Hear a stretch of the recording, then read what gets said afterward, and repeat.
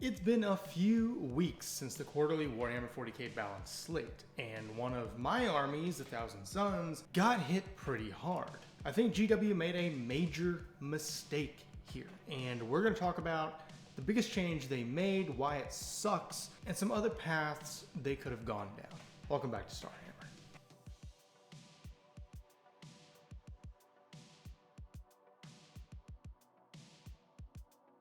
The Thousand Sons finally fell into their own when their new codex dropped a while ago. Many things from the index were changed from the better, as well as the army rule that flipped the playstyle on its head in a really good way. I'm talking of course about ritual casting. Previously, rituals were pretty strong, but you could only cast one per sorcerer, and if you failed, tough cookies. You also had to cast them using Cabal points, which each psyker generated X amount of. If you don't have points for the ritual you need, you don't cast it. This led to stacking lists with pretty busted psykers like Magnus and Armin, and led to a pretty boring list building ecosystem from having to rely on just a few specific casters to get the max use of ritual casting. When the codex dropped, they totally switched it up. Now you have to roll 2d6 and meet a minimum sum to cast a given ritual. A little bonus if you cross a higher threshold. For example, casting Destiny's Ruin will allow you to reroll hit rolls of 1 for every T-Sun's model that attacks the target, but if you roll a 10 up, you can reroll the entire hit roll instead. Each caster can only attempt to manifest a spell once, pass or fail, but if you failed, you could go on to try it with another caster, and they can make their own attempt. You can also channel the warp and add another d6 to your result if you want to push the envelope and correct your shitty roll, or attempt to reach that supercast. Roll doubles or triples though, and you take d3 more wounds on the caster. And that seems pretty fair, right?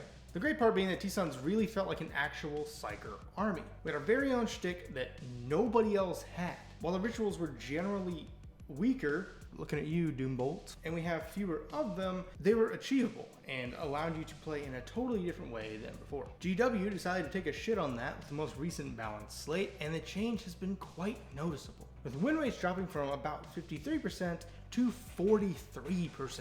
What could have been the justification for such a nerf on top of raising points across the board while giving knights another buff? Well, apparently because Tyranids are bad. Quote, "We haven't been happy with the risk-reward relationship for the Thousand Sons, and we've taken another pass at the army rule. You can now only attempt to manifest each power once. This is to encourage using extra dice when you need it to go off without just stacking multiple casters. Sorcerers now have a different benefit to the unit they lead, while there are numerous points changes. The armies that Tyranids have had a rougher time against have all been dialed back, so we've only made a few points changes," end quote. What a load of bullshit. I swear to God, it's like these people don't even play their own game. So because Tyranids suck, my army has to get shit on? Every other army has to get shit on? Tyranids need a buff. I played against Tyranids this week, and yeah, they do suck. They desperately need better rules. So maybe, instead of targeting armies that are around the 50% win rate GW claims to want to keep everyone around, maybe help bring Tyranids up to that level instead of bringing more balanced armies down. Now, one could also read this as because their other armies were nerfed, they didn't see any need to change Tyranids very much. And don't get me wrong, I don't believe that Tyranids are the sole reason for this nerf, although it is pretty funny to shit on Tyranids, and they certainly play a part, but it is not the fault of the army in and of itself. Tyranids can't help that their shit is whack, and yet I think both these perspectives have a place in this discussion. On top of that, we got a ton of points increases across the board.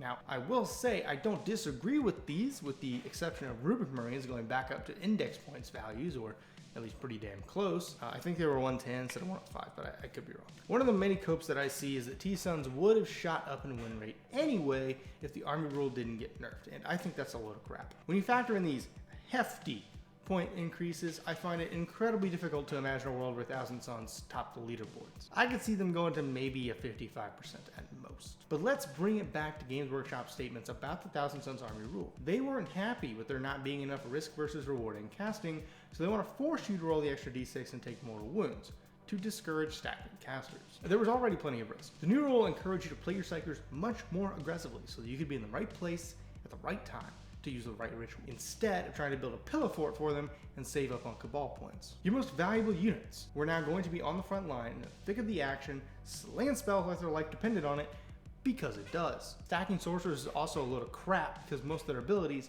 only affect the unit they're leading. 9 out of 10 times, a caster is probably not in an ideal position to back up a failed ritual and still get the full impact you need to happen in order to come out on top. There's a lot going on that demands the attention of your sorcerers after all, and of course, this depends on the game, but you get the idea. I've seen a lot of Thousand Sons games, played a lot of Thousand Sons games, and I can't recall a time this army actually felt or played like they were in a good place before the Codex. The fact that Games Workshop wanted to take a fat dump on one of the more balanced armies in the games for the sake of Tyranids, at least partially, is completely beyond me. I'm not sure how they can even say what they said when they go ahead and buff Imperial Knights again, and Eldar are shooting back up to their early edition place on top of the leaderboard. Adding insult to injury, they didn't even buff the rituals to compensate for their change. But enough bitching, what would be a way to make this better? If kneecapping Thousand Sons was the only way, how can we make it both balanced and fair for all parties involved? Perhaps one way of doing it would be to add a modifier to failed ritual casts. Say you need to meet or beat an 8 on your casting charge, but you failed to meet that threshold. Now, you could roll another d6 and Perils of the Warp yourself, sure. Alternatively, maybe failed rituals now have a modifier to cast. Oh, you want to try Doombolt again? Well, the stressors of battle are starting to distract your Psyker, so take a -2 to your casting roll. Fail again and still want to try? Take a -3. You get the idea. In this way, you still get that risk reward thing GW is so big on, but you also still get another chance to be able to pull off spells when you really need them. Plus, you can still channel the warp and try to mitigate that modifier, so I'd argue this is even more risk and reward than the solution Games Workshop proposed. Another alternative, though less favorable, would be to raise the cost of rituals slightly while buffing their results. While Destiny's Ruin might need a 6 instead of a 5, it grants you full hit rerolls against the target, but you very well might have to channel the warp in order to hit that new charge. Maybe you could even say that you'll get full rerolls, but now the unit that casts a spell couldn't declare a charge or something like that while keeping the original cost value. Those are just a few spitball ways that you could tweak the Thousand Sons army rule to focus on the risk-reward style of dealing with the crazy powers of the warp, but also ensure it's not being overly oppressive to others, and to make sure you don't lose your entire strategy because a cast fails. Also keeping in mind the spirit of the army and the game in general. What Games Workshop has done is taken Thousand Sons out back and Old Yeller the army right in front of the family of 4. I don't even know what to do with my lists at this point, with the point cost increases and this army rule, both making sure that they goatsy me in all the wrong holes. Again, I don't think the point nerfs were uncalled for, at least for the most part. Hey, editing Colin here. I look a little different because my camera decided to stop recording this video about 3/4 of the way through, so yeah, that's why this one might look and sound a little bit different. Zangor Enlightened with Great Bows, the Shaman, the Vortex Beast, all these units were super rude and an auto include. I'm also not really sure why we put rubrics back up to over 100 points for a squad of 5. AP2 bolters that ignore cover is pretty gross, but are they gross enough to warrant putting them back up where they were in the index? Look, the point is Thousand Sons were in a pretty good place, and now they're not. We are right back to square one. I'm not sure GW plays their own game, because if they did, they would give an army like Tyranids some solid rules updates so that they could actually compete against everyone else. There are instances where armies do need to be nerfed into the dirt, but this isn't one of them. Games Workshop, in this instance, needed to bring these lower end armies up instead of bringing others down to those levels. I really hope this gets walked back, because at least to me, it feels like Thousand Sons were cruising on the highway and then hydroplaned into a semi. And I realize this is a bunch of coping and seething, that isn't lost on me. But Thousand Sons are one of my favorite armies, and for the first time this entire edition, we had a solid place of our own that felt just right. Now, Thousand Sons just feel kind of lost. But hey, at least I don't play Imperial Agents. I think that's going to do it for this one, y'all. Nothing too crazy or too deep, just something to call GW on their crap, show how this perceived balance issue with the army rule could have been addressed in a less drastic way. A big shout out to World Eaters and AdMech. I'm glad you guys got the buffs you desperately needed.